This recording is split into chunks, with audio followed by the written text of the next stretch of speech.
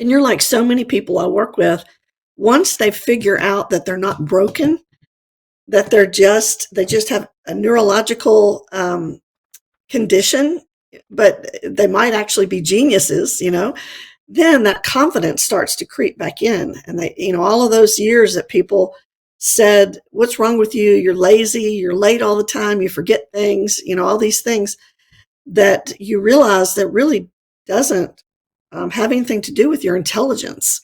That it really is just a different way of seeing the world. And I believe I'm a person of faith, and I believe everybody was created on purpose for a purpose. And so if we didn't have people with ADHD, then the world would be boring because we add a lot of flavor, I think. Exactly.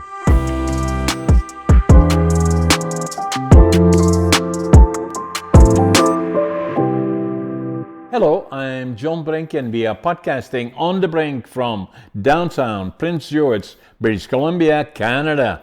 And for all those people that are watching us from around the globe, and they're going to say, oh, we know where Canada is. In British Columbia on the West Coast, right? Right, that's where we are. We are on the West Coast, British Columbia. And then they say, we know that big city there, Vancouver. We are 500 miles north of Vancouver, and we call it nature's paradise. It's the center of British Columbia, north, south, east, and west. And so we have lots of forest, we have lots of friends in nature, black bears, grizzly bears, caribou, deer, wolves, you name it, foxes, you name it, we have it all here, and we love it. It is paradise. Today we have a very, very interesting podcast with Cindy Baker, and Cindy is a founder of Cindy Baker Communications, or CBC as it is called, coaching and education companies and entrepreneurs. She has a master's of counseling and over 19 years of experience as an educator. And so Cindy's mission is to share the success secrets she has discovered in her own journey as an entrepreneur with ADHD, and we are familiar with that, to inspire us and creative professionals. Cindy is very interesting. Cindy, welcome to our show. Thank you for having me. It's good to be here. So Cindy, tell me about yourself. Where are you from originally? And then, obviously, nearly 20 years ago, you started to take a direction in counseling in particular, and obviously had that much experience, especially dealing with business people and entrepreneurs in particular. And as we all know, the frequency of occurrence or the benefit of ADHD, a lot of entrepreneurs were blessed with that, and which is one of the reasons they're successful. I call it a superpower. So tell That's us right. about you first, Cindy, and then take me into where you are today. Yeah. So I do have a master's in counseling. I went the direction of school counselor instead of a therapist. Worked with adolescents, or actually was in youth ministry before, and I lived in Germany for 4 years Okay. and worked with U.S. students whose parents were stationed in the U.S. Army in Germany. And so I did that. Was that in Baden-Baden, in that region? It was in Bavaria, in the southern part. I was in Yeah, Hohenfels, Würzburg, not too right. far from Nuremberg. Yeah, it was Yeah, a and very I saw major that you were area. from Holland. I went to Holland once. It was one of my favorite trips. But anyway, uh, I did go into school counseling and then switched over to being a teacher. I taught English as a second language, and then I got certified in other things, and they changed my job almost every year. So I ended up with seventh grade ELA was the last thing that I did. And while I was working with students, I ran across many who had ADHD and started working with them and their parents. Excuse me. And, when I was growing up, nobody talked about ADHD. And when they did, it was only boys, ill So, behaved so boys, when was that? When you first got exposure to ADHD and you started talking about it, how long ago was that? Probably about 20 years ago. Yeah. I just recently retired as an educator, and I decided, these symptoms sound familiar. I think I have this. And so I got diagnosed as an adult, and began to learn everything that I could about adult ADHD. And I tried different strategies and figured out what worked and what didn't, and kind of put together some routines and habits and strategies that really worked for me, put together a framework. Um, and it changed my life. I'm not trying to be dramatic, but I started helping other people, and that's when the business idea bloomed. And so about 5 years ago, I started this business on the side while I was still teaching, and now I'm doing it full time. And now I've branched out into speaking as well as coaching. So that's kind of the shortened version. So that's where Cindy Baker Communications came from. That became the structure that you used to help people or guide people or disclose with people what it meant to be ADHD or becoming very good and effective communicators came from. Yeah, and it's actually Cindy Baker Coaching, not communications, although Okay. that does fall in. Um, and yes, my whole philosophy in working with people with ADHD is to help them to learn how to work with the way their brain is wired. It's, as you said, it can be a superpower. Instead of fighting against it and blaming everything on ADHD and wishing you were somebody, wired differently, I help people leverage it, the strengths of ADHD. And yeah, you have to manage the challenges. That's for sure, but leverage the strengths. And I don't just work with ADHD people, but the others that come through my program resonate with those symptoms, even if they don't have the diagnosis. Lots of entrepreneurs. So Yeah, what I find interesting is that I'm somewhat the same as you are, as you already indicated, is that I'm 84 years young. I was born in 1940 in northeastern Holland.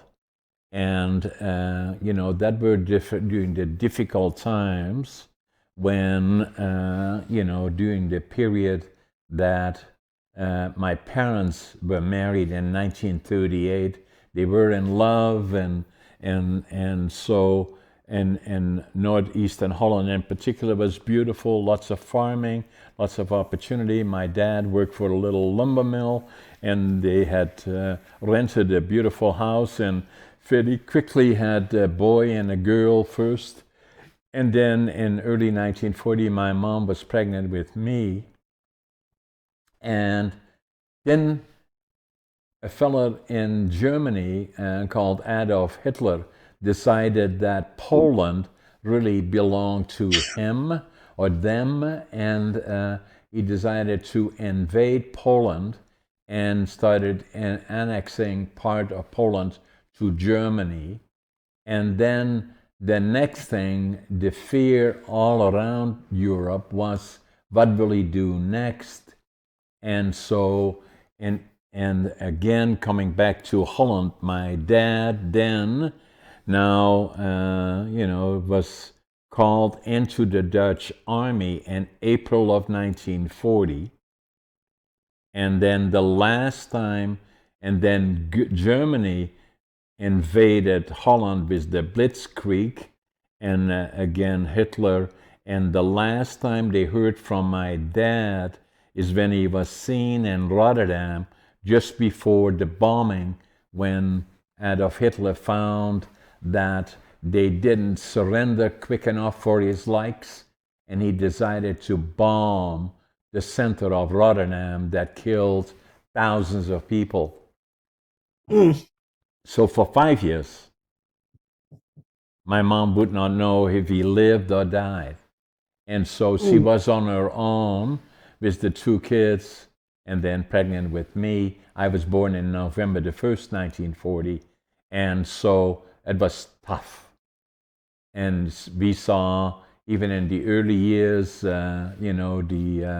when Hitler cut off all the food supplies to Holland as kids, when I was between 3 and 4 years old, and then my brother was 2 years older, my sister 1 year older than me. Every morning we would go with gunny sacks into the railroad yards, pick up anything edible and burnable, and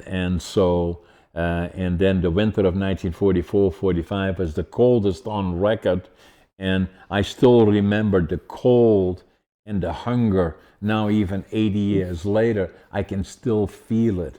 And then the sound of the bombers overhead bombing the infrastructure of northwestern Germany, where it touches the North Sea.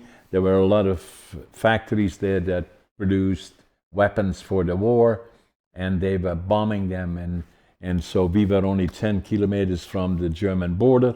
And my mom would take us out to a flat roof behind her house, and in the distance we would see the cities burning. The sky would be red.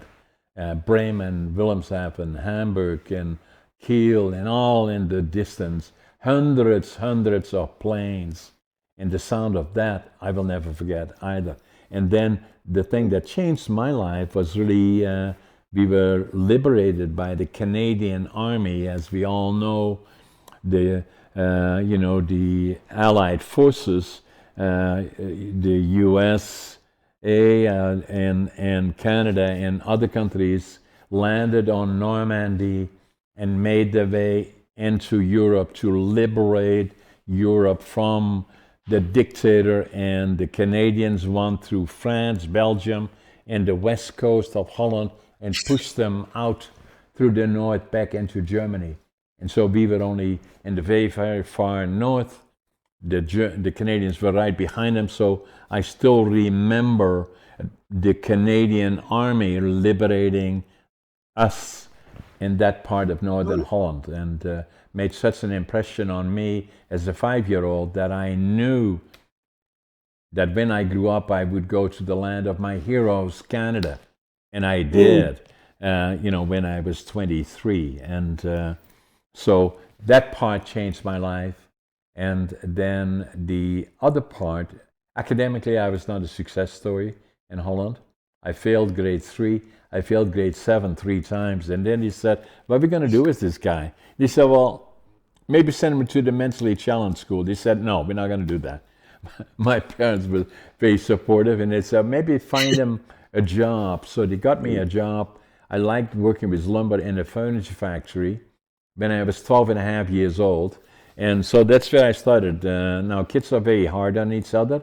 And all the kids that I used to go to school with went on to college and university, and I became a laborer. I'm proud of that today. But then I was always looked down on. But still, I knew I was just as smart as the other ones. But but I was called everything bad in the book. He was too dumb. He'll never amount to anything. Blah blah blah. Not my parents. They always thought they believed in me, and my brother and sister did. And but I felt I had to do something. I was different, and I had to start anew again. So I left for Canada. I wanted to start with nothing. That was my dream. And I wanted to build a lumber mill when I came to Canada. And so I had a suitcase, 3 books, 2 sets of clothes, very little money, flew into Montreal, took the train across Canada, 4 days, 5 nights. Can you believe it? Slow, but a long, long way to go. Landed in Vancouver, went through the immigration department, couldn't speak English, didn't know a soul, didn't have a job. And fortunately, there was a German fellow. So I told him I wanted to build a lumber mill. He said, go to Prince George. 60 years ago, I'm still in Prince George today. I can still see the Greyhound station where it used to be from where I'm sitting in our studio here. And so that's what I did. I came off the bus and I had, my suitcase, my 3 books, 2 sets of clothes, and I counted my money at least 3 times. I had $25.47. But what I had Wow. lots of is attitude, that I always believe that no matter how tough today is, tomorrow is a better day. I avoid negative. Passion, uh, uh, whatever I do, I give it 125%. The other one is work ethic. I work harder than anybody. And so I get up, even now at 84, I get up at 5:30 in the morning. I always make my bed and I always think I'm late.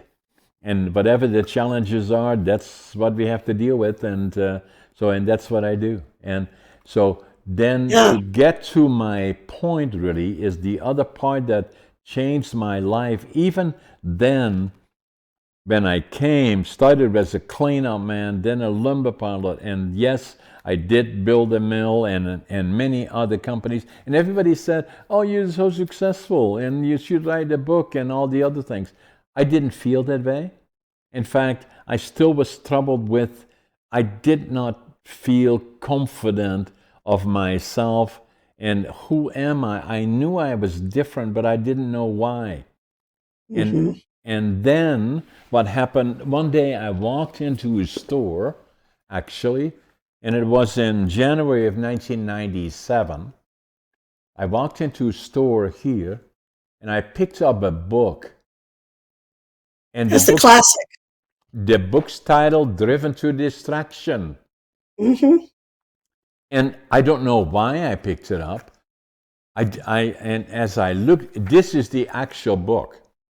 And Hmm. so that I picked up physically, and as I started looking at it, the book written by Dr. Edward M. Hollowell, medical doctor, and so he is ADHD and has dyslexia. He wrote a book about ADHD, and I said, "Oh my God, that's me." And Hmm. so I wrote in the book, January 1997. That's when I picked it up. And I wrote Hmm. in Dutch because I was ashamed of it. Now I finally know who I am. And Wow. so I still have that book today. Now, the other I part have about that it, book. the other Hmm. part about it, Sandy, is which is interesting. You are my podcast number 385, where I'm hosting. I've done another 200 podcasts where I'm guesting, but where I'm hosting. My podcast number 203 is with Dr. Hollowell. Oh, yeah. Can you Yeah. believe it? And so, as we had our discussion, he is the expert. And so I suggested to him that initially I thought maybe 8% of the population ADHD. I don't know, So and so then the more I read about it, the more I Googled about it, the more I thought it's much higher than that. So I thought maybe around Hmm. 20%. I suggested it to Dr. Hollowell. He said, "No, John, probably more than 25%. I agree with him. Now, the other part that I found is that with all the interaction that I've had with other business people in boards that I've been on and all the other thing, entrepreneurs, business people, interactive individuals, that the people that I found to be successful and the operative is successful, I believe I suggested to Dr. Halliwell that probably 50% of them are ADHD. He said, "No, John, probably 75%." And I agree with him. So, Hmm. so hence, finding the book changed my life. There's no question about it. Coming to Canada Yeah. changed my life. And then a number of other things in terms of, I was not a very good communicator either. I didn't have the self confidence, and some things that I did there changed my life as well. Which then, at a fairly so by the time I picked up this book, I was 57 years old. It took me 5 years before I went to my doc, that was a personal friend, delivered our two daughters. And Mm-hmm. he said to me, "Hey, John, why are you here?" I said, "I think I got ADHD." And so we checked it out, and yes, I do. So by then, I was 62 years old. And if you look back to the time that I was in Holland, 12 and a half years old, and I became a laborer, because they said, well, they send him out of school, make him a laborer because he will never amount to anything. It took Mm-hmm. me 50 years, 50 years before I found out who am I, and it changed my life. And so Yeah. subsequently, since the time I became an author, I wrote about 5 books, working on another one, the sixth and the seventh actually. Became a very active speaker and presenter, and obviously business things have done well, but it's not about that. And so wrote one book actually about ADHD Unlocked, and Mm-hmm. and a number of other ones. So that's kind of my story, and it has similarities with yours. Yeah. You're the exact age as my dad. Oh, really? Um, yeah, he's 84. Wow. Uh, and we lost my mom this summer, and so we've been spending a lot extra time with my dad. We have him over for dinner all the time, and um, but yeah, I read a statistic somewhere that 60% of entrepreneurs have ADHD. So I think Dr. Hollowell's correct that a lot of people who are creative, who are out of the box thinkers, problem solvers. I think of David Nealman. He's the president of Jet or founder of JetBlue Airlines. Someone asked him once, if you could take a pill that would take away your ADHD, would you take it? And he No. said no.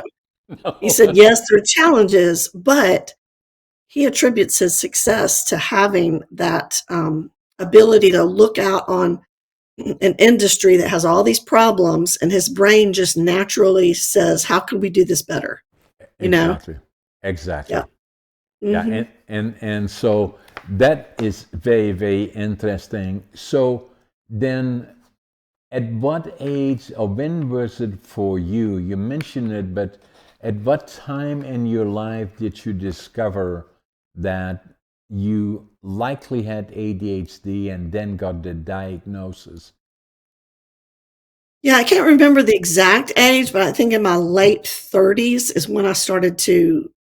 In fact, I read a book kind of like you did, but it wasn't about ADHD. It was another book, and the author just casually mentioned that he had gotten a diagnosis of ADHD as an adult, and a light bulb just went on. And I thought, what? What? At that time, I didn't even really know. I thought it was just something that they assigned you in childhood. And I didn't really understand that you could go get a diagnosis as an adult. Now it's common knowledge. But so the wheels started turning then. And I think I was about 40 when I actually went to a psychologist, and I was a high achiever. So I even asked him, I said, "Are you sure I have this?" And he was like, "Oh yeah, textbook. You have Yeah. it." And the more I've learned about it, when you look back at your life, and you can probably relate to this through this new lens, this new label or whatever, things start to click. And you think, oh, that's why this happened, or that's why I made this choice, or that's why I struggled in this area. And just having that knowledge gives you something solid to stand on. And you're like so many people I work with, once they figure out that they're not broken, that they just have a neurological condition, but they might actually be geniuses. Then that confidence starts to creep back in. And all of those years that people said, "What's wrong with you? You're lazy, you're late all the time, you forget things," all these things that you realize that really doesn't have anything to do with your intelligence. that it really is just a different way of seeing the world. And I believe I'm a person of faith, and I believe everybody was created on purpose for purpose. And so, if we didn't have people with ADHD, then the world would be boring because we add a lot of flavor, I think. Exactly. And Hmm. and and so the yeah, it's interesting, because what the fellow from JetBlue, Noel is his name, David Nealman. David Newman said, I Nealman, Newman. like Neelman, I think. Okay, so Yeah, say it once more. Than the name Nealman. Newman. Okay, I have a so southern accent, so it's hard to understand no, me. no, no, no, no, no worries. So in any event, the I kind of look at it the same as he did. So I wouldn't miss it for the world. That's who I am, and I'm not saying that people that take medicine or whatever they do, I'm not a doc or make not advices about it, but I do not use anything. At one time, they suggested way back then, 20, 30 years in, when initially I got diagnosed, said, should I be taking something? And I tried something, I forget now what it was, but uh, it didn't do nothing for me. And so, Hmm. and I like who I am, and understanding it even more importantly. And Hmm. so now people say to me, how do you do all the stuff that you do? You learn 10 different companies, and then you do write books, and you give presentations, and you do all the podcasting. How do you do it? I say ADHD. That's how I do it. Yeah, and we can't expect people to understand. But once you learn how to work with your brain's wiring, you can be unstoppable. I Exactly. mean, there are so many people who, once they understand that and once they learn how to manage their focus, see, a lot of people will say, well, I just need more hours in the day. No, you don't. You have more hours in the day, you'll spend them the same way you're spending the hours you have now. You have to understand how to manage your focus and your attention, Exactly. and then you do what matters in the time that you have. And Exactly. it's just a different way of looking at things. Um, yeah. And as far as medicine, I have people who go through my coaching program that are on medicine and people who are not. And I always say pills are not skills. I mean, whether you take medicine or not is between you and your doctor, but you still have to learn life management skills. And those three character qualities that you pointed out on your plaque there, those are things that you can develop whether you have ADHD or not, you know. Exactly. They apply to anybody, right? So Hmm. but the other part, very very important to me, is that it took me a long time because of circumstances that, the Second World War, being liberated by the Canadians, going to Canada, studying Hmm. business from nothing, and becoming, at least in the eyes of others, successful, not in mine, and then picking up the book was critical to me. It changed my life. The combination of those circumstances that were not Hmm. deliberate, but just circumstances that happened because of, for other reasons. I met the Canadians that liberated Holland, and it made such an impression that I knew I wanted to go to the land of my heroes, Canada. And here Hmm. I've been here for 60 years, and I love it. And so, but it took me till the time I was 62 that I was diagnosed, and Hmm. and so and so the so I'm good in business. Obviously, that's what I do. But the approach that I have to it is that, and I deal with a lot of people that are highly skilled in business, and have taken Hmm. educations and work within the box. I don't. I'm outside of the box and saying, how about this? Hmm. How about that? Why not this? Why not that? And that makes a lot of people feel uncomfortable. But I like it, and it has Exactly. made me successful. Yeah, exactly. It adds flavor. um, Yeah. yeah, there's another another example of an entrepreneur with ADHD is Sir Richard Branson, who's Yes, a billionaire. He's also attributes his way of thinking to having ADHD and says he wouldn't trade it for the world. So I think that, you know, it sounds like you had to overcome a lot of things that made you who you are today, not just ADHD, but you probably dealt with PTSD, I did. living in a war zone, Yeah. And then and even just moving and poverty, and the those are inner stressful child, things. the fear of losing that one parent. I got Yeah. counseling for the inner child actually well into my 50th, Hmm. and very emotional, but between PTSD, the inner child, and then Hmm. creating circumstances that tested me is saying that I'm just as good as not better than, as anybody else going to Canada and wanting to start from nothing, not having Hmm. anything other than very little money, a suitcase, 3 books, 2 sets of clothes, and then start from the Hmm. ground up as being a cleanup man, and then having to learn to speak the language and all of that kind of Hmm. stuff. And I Yeah. made it extra hard for me to test myself as to who am I and can I do Hmm. it. And so it was pretty much to the point I say, if I fail, I go back in a box or successful, one of the two, a little bit on the radical side, but that's kind of what was on my mind. Yeah. So Yeah. Yeah. And it's an example to others that there are really no excuses. no, We're all given a different set of skills and life experiences, and we're responsible to do our best with them to become the best version of ourselves. And we can't blame outside circumstances, and make excuses. I agree with you, Cindy. Is that, and for me, what was important is who am I? And that Mhm. was a question that took me probably till the time I was in my 60s already, until I got diagnosed with ADHD and started to understand some of the other things relating to it.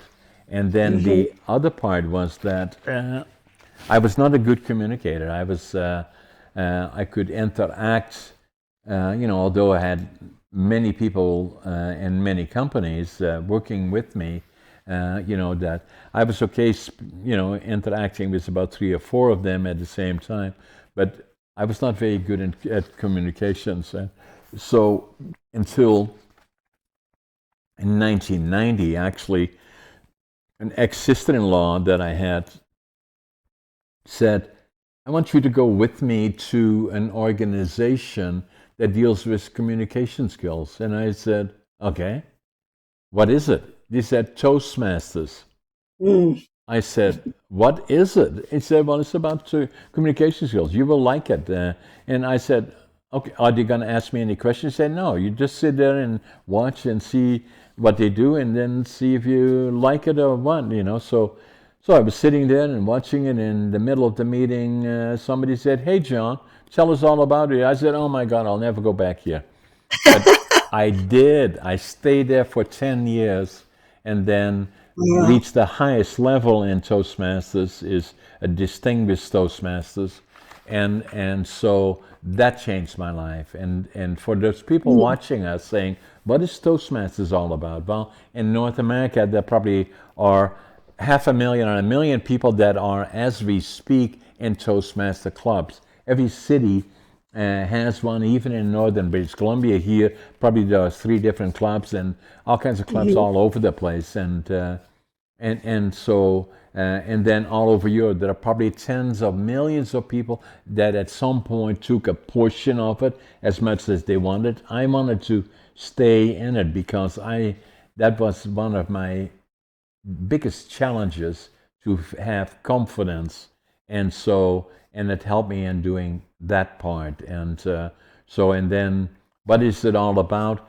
Is first and foremost, I believe, Toastmastering is becoming a good listener first and foremost, Mm. and secondly, Mhm. to speak on your feet or in discussions, to interact in a way that you can think through and in a coordinated way respond to articulating questions and analyzing it subsequently is another very, very important part of it. And then the third or fourth one is preparing presentations and learning business skills and meetings, how to conduct meetings, and all those kind of things. But it has been extremely valuable to me, and it changed my life among the other things. And again, happened circumstantial, but Yeah. it took me a long time to get there, till after I was 62. Yeah. I think it's so important to get training like that. I'm in a speaker training program myself, and I have a lot of friends who do Toastmasters, and I've thought about joining a local chapter here. I think that, no matter how good you think you are as a communicator, you can always improve. And it's fun. It's great practice. Of course, for years, I was locked in a room full of 12-year-olds, and I thought, if I can explain things to them, then I can talk to adults. So I'm a pretty good speaker, but I'm always learning and The always trying to. interesting part about that, Cindy, is that you and me are sitting here having a conversation, and you are where are you located physically? I'm in a suburb of Memphis, Tennessee. So there you sitting Tennessee. in Memphis, Tennessee, and I'm sitting in central British Columbia. We are Hmm. interacting, talking about and interacting about things that are personal things in the lives, how it brought us to where we are, and Hmm. so the amazing thing about podcasting, it's still at its infancy, in my opinion, is that we already know that this conversation between you and me, that will be watched by numerous people from around the world. So, like, I'm not Hmm. bragging about it, but I have on my podcast, on the Brink, about 750,000 subscribers on YouTube, and probably that means the other platforms subscribers probably we probably will have close to a couple of million people watching us.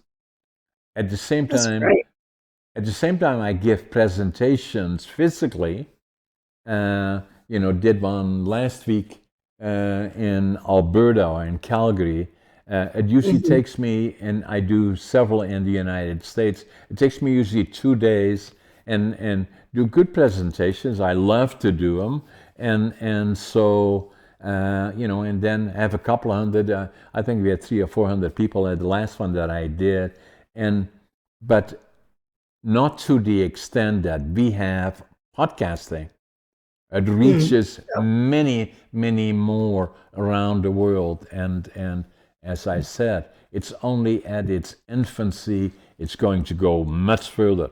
Where we have somebody like you in Memphis, Tennessee. On the other hand, tomorrow we may have somebody from Australia or from Central Mhm. Europe, from all over the planet. And It's and it's amazing, isn't it? amazing.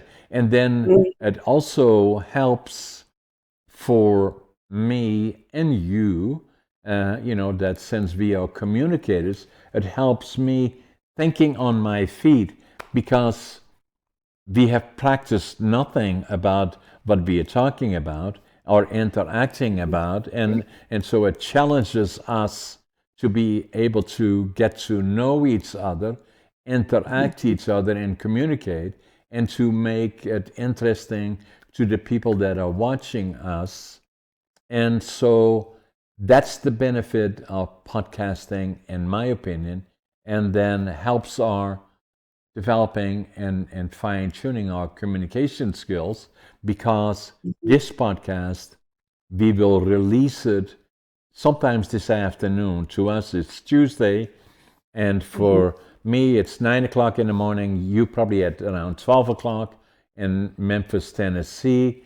And before the day is out, we will release it, already unedited. And so it's important for us, and that's the one that I like about it. We release it as it is developed and presented. Mm. It's the new media. It is. It is. Yeah. And it's amazing just that technology brings together so many diverse people, and we talk and we find things that we have in common. Exactly. Hmm. So your coaching program, how describe for us your coaching program that you do, and what outcomes do people that participate they expect from the program? Yeah, that's a great question. So I have a hybrid group coaching program. Hybrid meaning some of it is recorded teaching or courses that are self-paced, and then some of it is live training, and some of it is Zoom calls where um, where I'm interacting with a group. I keep it small group. Um, What does I also small do mean? workshops and things like that. I try to keep it under 10. Okay. That way everyone gets a chance to speak. If it ever gets over that, I split it into more than one group. But as far as the outcome, people get their high impact tasks accomplished in about half the time, and they increase the profits in their business because they eliminate distractions, they learn how to manage their focus, and they grow their business without burnout. So, it's very effective. It's a lot of fun to work with a group. I do one-on-one as well, but I think a group is great because they can help each other as well, and there's accountability there. And So and and you do it mainly virtual? I do, yeah. Yeah. Sometimes, at least this year, I'm trying to book some in-person stages and workshops for speaking. But as far as the coaching, it's all virtual. And Even if somebody lives in my city, the rest of the people may not. So we do right. it virtual. So, and have you got a website? Just before we make sure that if you have a website, what would be your website for people that say, I'm interested in that, and maybe Cindy can help us or me or whatever. So how do they find you? How do they contact you? Yeah, I'll send you these links, but my website is just cindybakercoaching.com. Um, And usually, when I'm on podcasts, I offer a free gift to your listeners. It's a little mini course on how to beat procrastination. And so that's at waitnomore.net.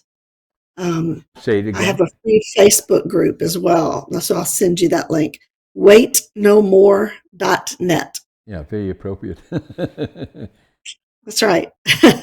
So the other part is, how do you help busy professionals as manage their time more effect? How do you help them to use their time more effectively? Because that's one of the key areas that, Mhm. ADHD in particular, but also people that are just slow and for Mhm. whatever reason, right?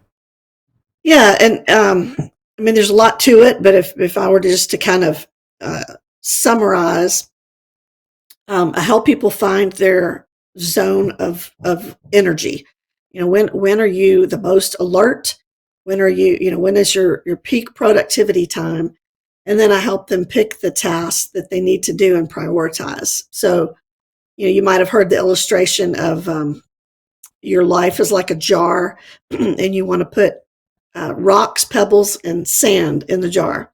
And the rocks are the big, high impact tasks. And I tell people pick 3 a day, no more, just 3, and do those first. Put those in first. And then the rocks and the pebbles, all the little stuff, that can all settle in between. But help them prioritize. And then I have a method called this focused sprint method, which I didn't make up, but I think I just gave it its own name. And that is where you set a timer. You work up to 90 minutes, and you take that one of those big rocks, and you get rid of all your distractions. You put your phone in the other room. You tell your family to leave you alone. You put noise canceling headphones on if you need to, and you just work focused in your high energy zone for a predetermined amount of time, 30, 60, or 90 minutes, that goes with your natural energy cycles. And then you take a break. And you do that for 3 or 4 cycles, you'd be amazed at the new level of productivity.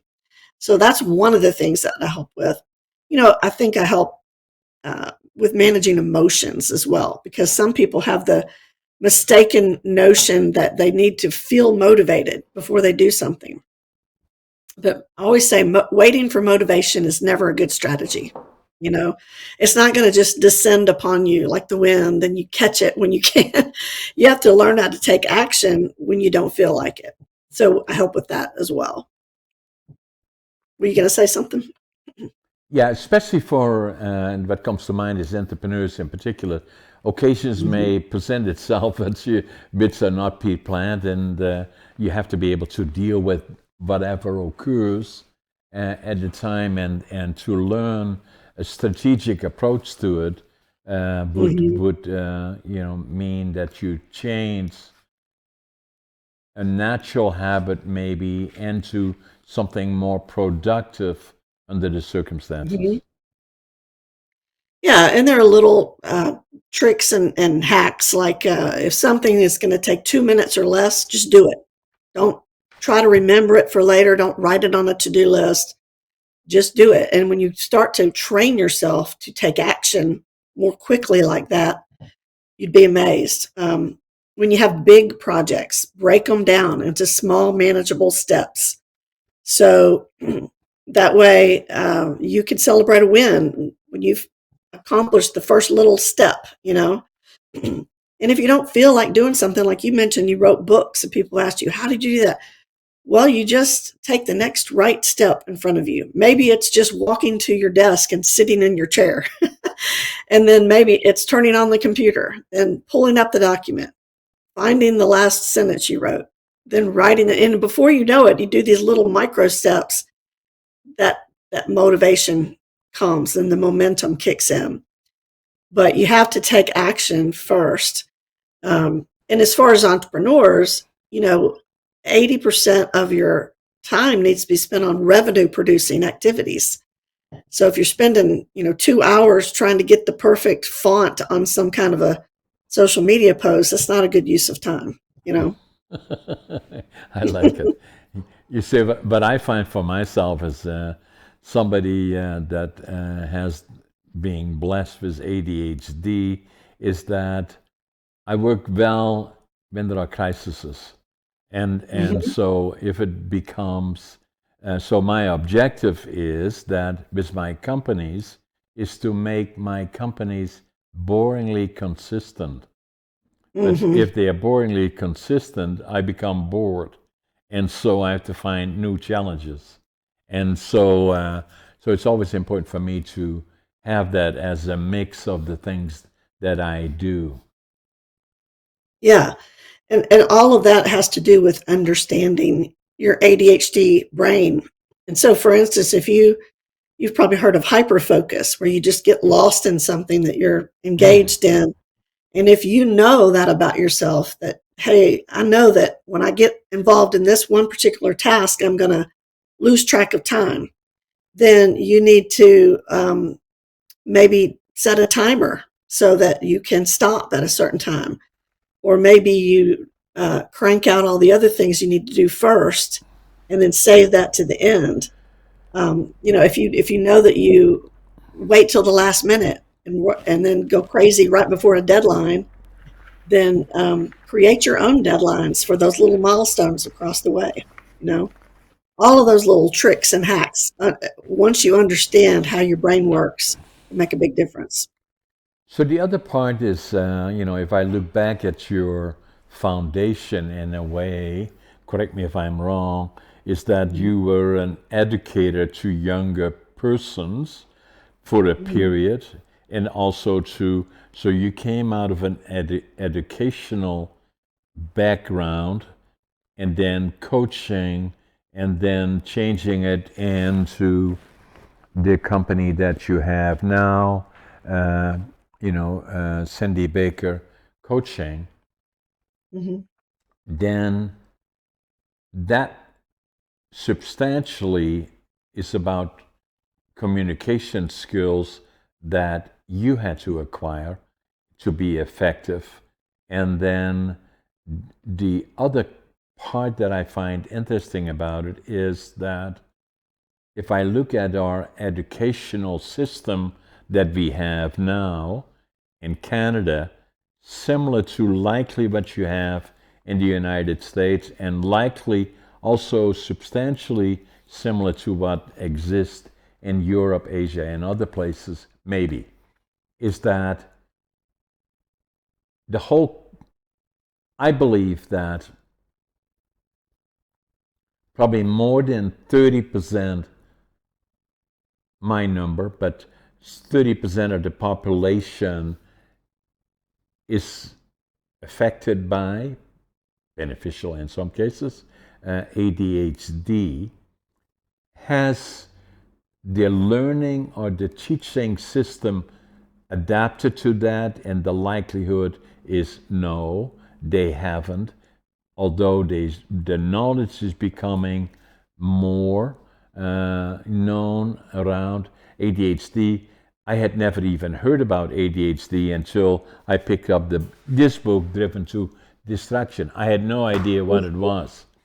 Mhm. So that is starting to change, but it also means that our traditional learning system is not working effectively, where we spend 4 years sitting in a classroom, and of which we spend, hypothetically speaking, 3 years of talking about stuff that is boring to a lot of people and of no interest to them, and makes it then very difficult, for me it was, to sit around the classroom, because by the Mhm. time I walk out of the classroom and somebody would ask me, what was the class about? I don't have a clue.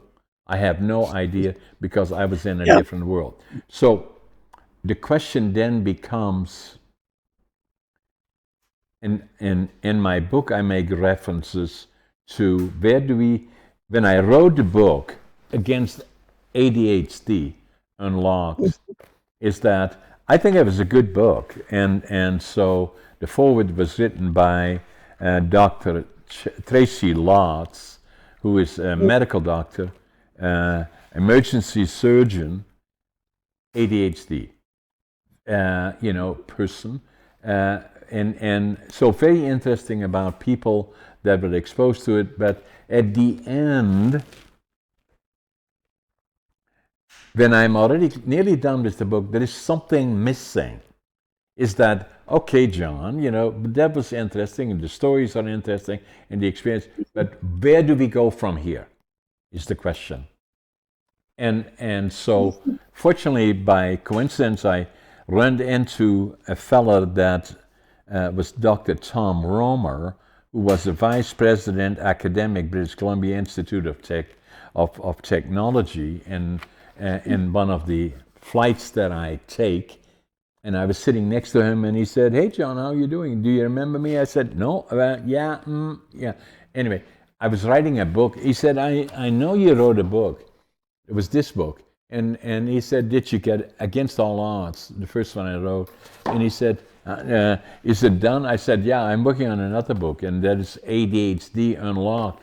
And he said, "That's interesting, because the British Columbia Technology University, or academic, is that they were doing something on the ADHD symptoms, and what are we doing about learning, and in particular in developing skill sets is."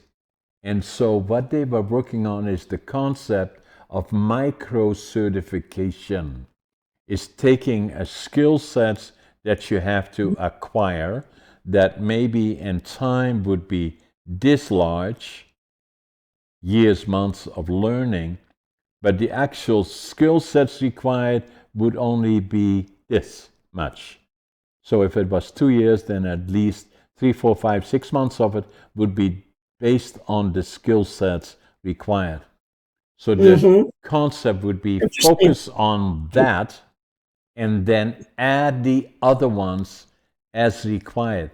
But what I found is that now all the other things become difficult for people that have are slow learning, ADHD, trauma, or other things that creates slow learning, that the Mm-hmm. focus is on other things that if you really look at it are not relevant to the core certification that you require.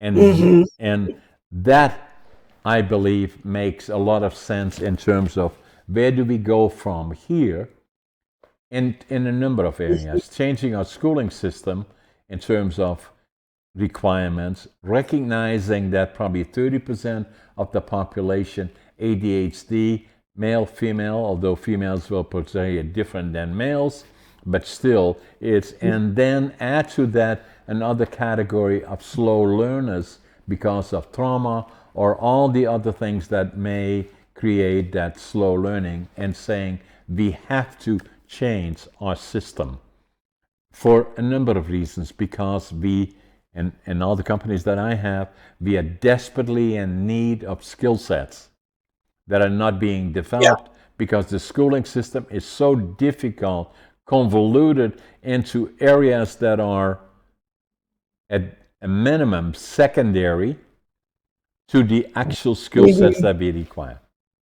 Yeah. I mean, we could have about 5 more podcasts on the education system, but because there are so many, having been inside the classroom, there are so many um, challenges that people don't think about. You're first of all just the number of different individuals that you have to try to accommodate, and they all have their issues. Some of them, as you said, have trauma. Some have ADHD. Some stayed up all night playing video games and they're tired.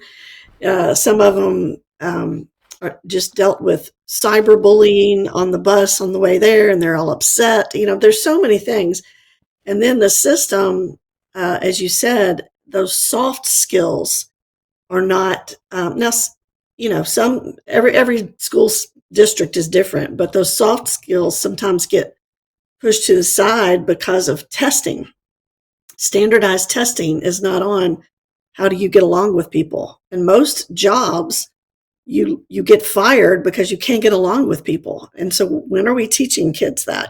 So I could go on and on. I mean, I'm not a big fan of an overemphasis on standardized testing, because when you get into a job, or let's say you're an entrepreneur and you're faced with a problem, you're not going to have a problem and then say, oh, wait, there are 4 multiple choice answers.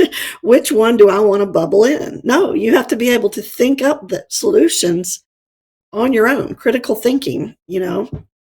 So And all of that's those things are and so that important. and that's the key, Cindy. A lot of people say to me when I do presentations and I talk about some of the things, ADHD. I do presentations on all kinds of issues, entrepreneurship, blah blah blah, all that kind of stuff. But when I tell them about my schooling, or the like thereof, maybe, is that saying that I failed grade 7 3 times, and saying, well, does it still bother you that you did? I said, yeah, it sure does. It still even bothers me now, just 50 years later, whatever it was, when I failed there at 12 and a half years old. And Mhm. then they said, but, so what does bother you about it? I said, well, I should have quit earlier. Just being funny about it. I Cindy, know. this was amazing. We have to do more of this because we can, as you said, we can Yes. do another 3 podcasts on the educational system alone. But I really appreciate you being on my podcast. The podcast will come out later today. And for both you and me that do podcasting, for all those people that are watching us and they like the podcasting that we both do, Sandy Baker and myself, John Brink on the Brink, subscribe to our podcast. It encourages us. Share it with others, make comments on it, and like it, and it will encourage us to go forward and do more podcasting around the globe about issues that are important issues around the globe. Cindy, thank you for being Yeah. on my podcast. Thank you so much for having me on. I really enjoyed it. Thanks, Cindy. Take care. Thank you. Bye-bye. Bye.